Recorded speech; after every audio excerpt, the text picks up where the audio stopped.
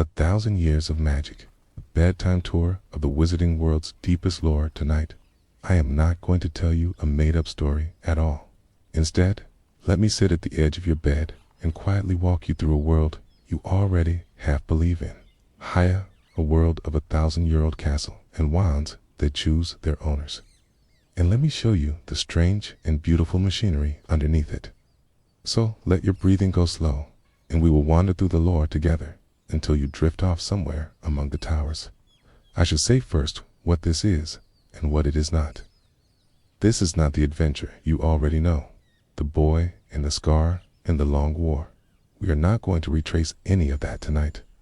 We are going to do something gentler and, I think, more interesting for a sleepy mind. We are going to treat this invented world as if it were a real and ancient place and study its history, its rules, and its quiet ideas about magic and death and love, the way a tired scholar might murmur over old maps by candlelight. Let us begin where the whole world begins, with the castle. Hogwarts, the great school of magic, is said to have been founded more than 1,000 years ago, around the year 990, by 4 powerful witches and wizards who were, before anything else, friends. That detail is easy to skip past, but it is lovely. The most famous magical institution in all of modern fantasy did not begin as an empire or an army. It began as 4 gifted people who simply did not want all the lonely young witches and wizards of the world to grow up frightened and untaught. They built a school. The 4 founders each gave their name to a house, and each house is really a small theory about what makes a person worth admiring.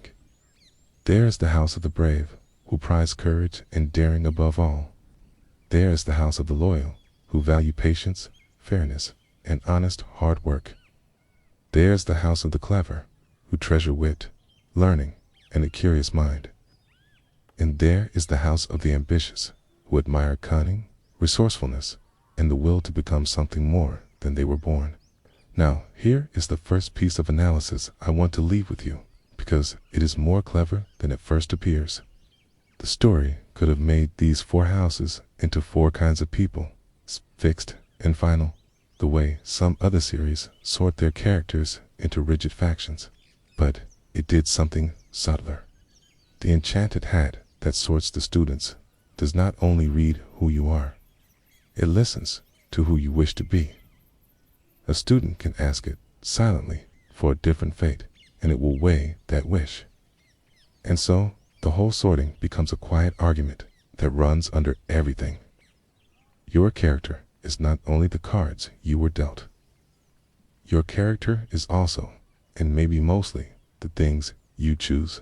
The 4 founders did not stay friends forever, and the way they broke apart is the most important political fact in the entire world, planted right at its root. One of them, the founder of the ambitious house, came to believe that magic should be taught only to children born of magical families, and that those born to ordinary, non-magical parents did not belong in the school. The other 3 disagreed, and so he left. But before he left, the old stories say he built a hidden chamber deep beneath the castle, sealed away, holding a danger meant to one day be unleashed against those he thought unworthy. Sit with how sophisticated that is for a moment, in the drowsy dark. The villainy that drives the entire saga, the poisonous idea that some people are born better than others because of their blood, it's not invented by the final dark wizard at all. He is only its latest and loudest believer. The argument is more than 1,000 years older than he is. It was there in the foundation stones of the school, in a quarrel between 4 friends. The greatest fantasy series of his generation quietly tells you that the worst ideas are rarely new. They are inherited. Let us drift now from history to the nature of magic itself, because the world has firm and interesting rules about it. In this world, magic is mostly something you are born with. You are a witch or a wizard from birth, or you are not, and no amount of study will give the gift to someone without it. Training only teaches you to aim what you already carry.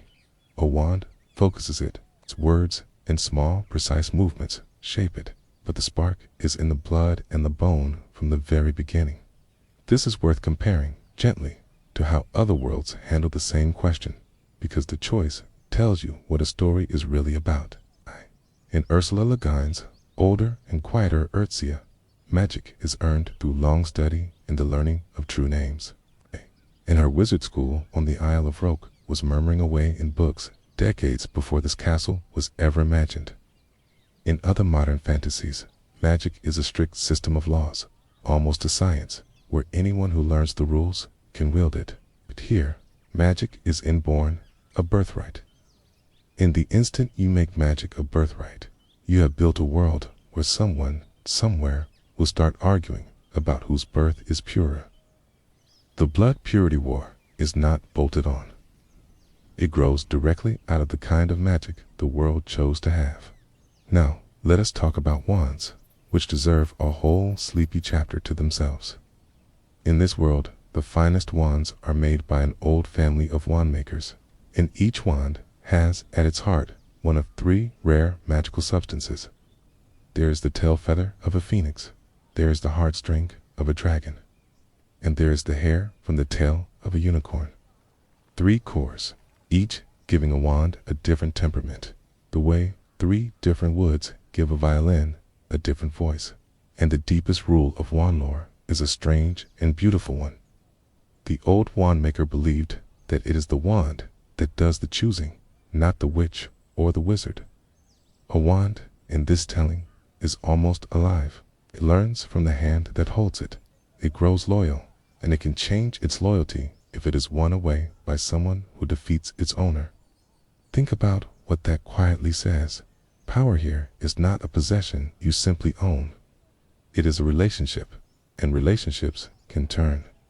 That idea reaches its darkest and most fascinating point in a single legendary object, the most powerful wand ever made.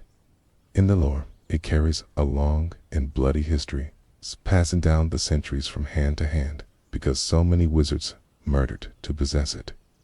And here is the trap built into it. The thing I find genuinely wise. It's the most powerful wand in the world is also the most cursed, precisely because everyone knows how powerful it is. To own it is to paint a target on your own back forever. Strength is inseparable from its danger. If that reminds you of another famous object, it should. And the comparison is the kind of thing worth noticing as you fall asleep. In Tolkien's older world, there is a single ring of ultimate power that slowly destroys everyone who carries it, till the only heroic act left is to throw it away rather than use it. Both stories are circling the very same ancient warning, one that folklore has whispered for thousands of years. The thing that promises you total power is the thing most likely to consume you. The wise are not the ones who win such objects.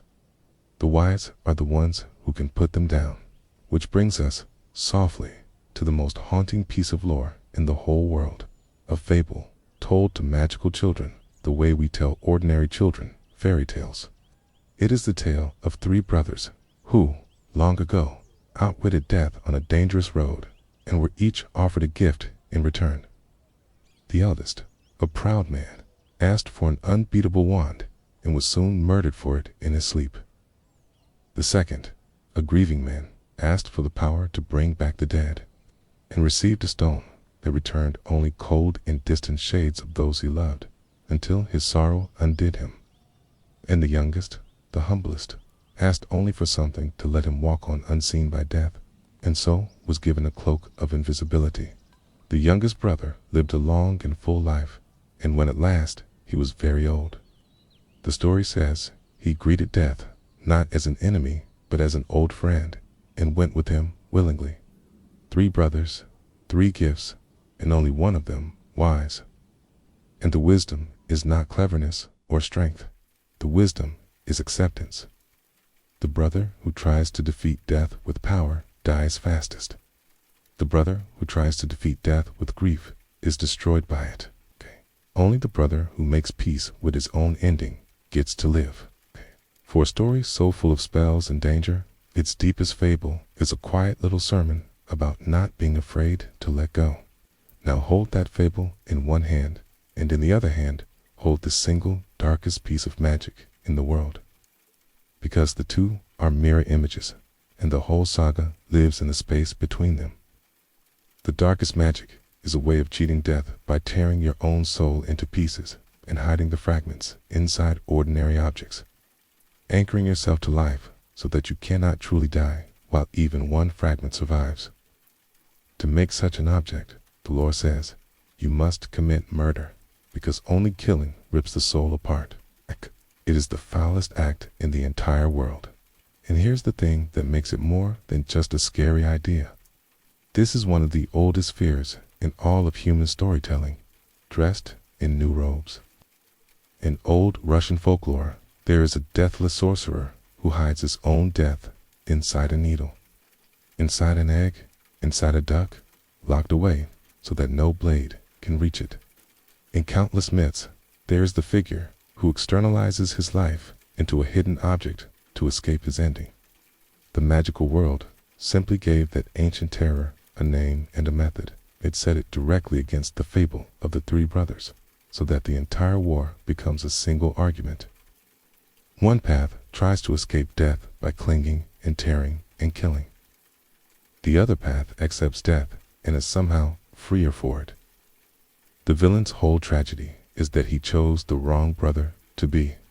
Let us leave the dark behind now and drift toward something gentler, because a bedtime tour should not end in shadow. Threaded all through this world, as the opposite of that salt, tearing horror, is the phoenix, the great red and gold bird that bursts into flame at the end of its life and rises again, new and whole, from its own ashes. Its tears can heal terrible wounds. It is fiercely loyal, and it is, if you think about it, the perfect and quiet rebuke to the villain's whole project. The phoenix shows that there is a kind of immortality that is natural and good. The immortality of letting go and being renewed, rather than the immortality of clinging and never changing at all. The castle itself is almost a living creature, and falling asleep inside its lore is one of the cozier things you can do. Its staircases move on their own. Its portraits are awake and chatty, and remember the people they once were. There are passages that appear and vanish, and there is one room in particular that I have always loved. A room that simply is not there until you truly need it, and then becomes exactly the room your need requires. There is something deeply comforting in that idea.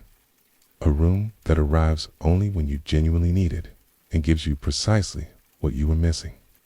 It is a small bit of architecture that doubles as a quiet promise about the world.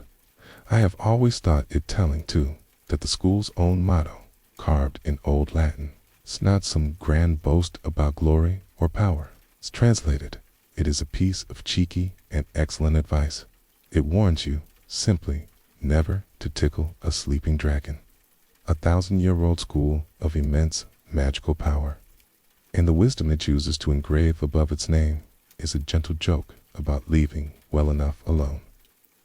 That is the kind of detail that tells you the people who built this world had warmth in them.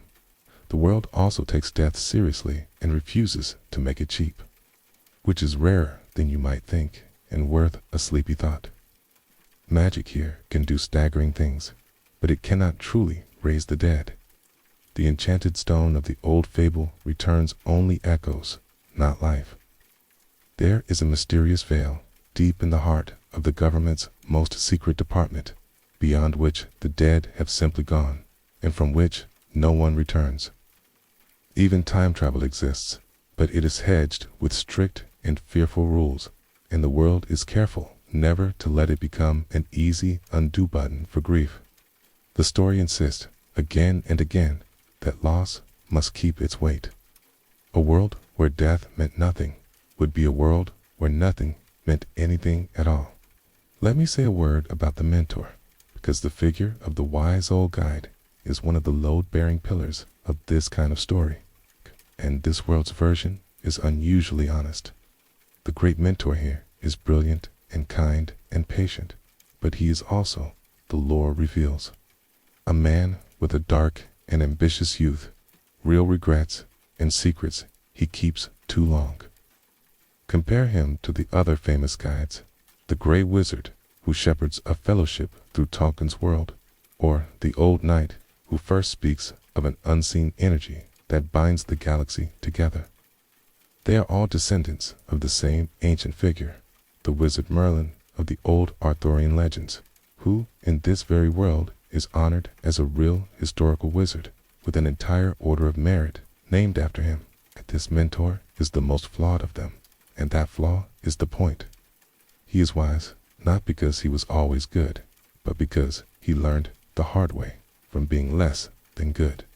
There is a prophecy at the center of the saga, as there so often is, and the way the world handles it is cleverer than most.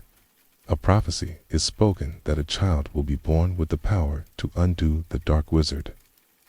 But the prophecy is vague, and could have pointed to either of two infants, and it is the dark wizard himself who chooses which child to fear, and, by attacking that child, he is the one who marks the boy as his equal in his doom. The prophecy does not come true because fate is fixed. It comes true because the villain believed it and acted on it. He builds with his own hands the very enemy he was trying to prevent. It is one of the oldest and most elegant ironies in all of storytelling, the trap that closes only because you tried so hard to avoid it. And at the very bottom of all this lore, beneath the wands and the houses and the hidden chambers, the world keeps making one quiet argument over and over, and it is the thing I most want to leave you with as you drift off. In a universe absolutely overflowing with spells and power and ancient magical objects, the single most powerful force, the one the great villain never understands and cannot defeat, is the most ordinary human thing there is. It is love. A mother's choice to die for her child leaves a protection on him that the darkest magic in the world cannot break. The story spans 7 long books and 1,000 years of invented history, building an entire magical cosmos, and then tells you, gently, that the deepest magic in it was never magic at all. It was a person choosing someone else over themselves. That is, I think, why the world has comforted so many people for so long, and why it makes such good company at the end of a tired day. Under all the wonder, its values are simple and human and kind. It says that your choices matter more than your birth. It says that power is a burden as much as a gift. It says that the brave thing is often to accept what you cannot change. And it says that ordinary love is stronger than any spell. Those are good things to fall asleep believing. So picture it now, as your eyes grow heavy, a castle on a dark lake, more than 1,000 years old, its windows warm and gold against the night. The staircases have stopped moving for the evening. The portraits are dozing in their frames. Somewhere, a fire is dying down to embers in a common room, and the whole great building is breathing slow, the way old houses do. There has always been room in that castle for one more student.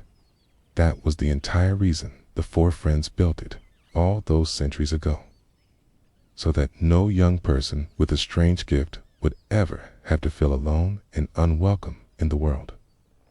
In whatever house you imagine yourself in, the brave or the loyal or the clever or the ambitious, there would have been a bed for you there too, in a place at the long table, and a fire kept warm against the cold. So let yourself drift up toward those towers now. The lore is old and settled and safe, and none of it asks anything of you tonight except that you rest. The dragon is sleeping, and you should not tickle it. The candles are guttering low. And the truest thing I can tell you, it's a thing that whole vast world spends all its magic trying to say, is the simplest thing of all. It was love, in the end, the whole time. Good night.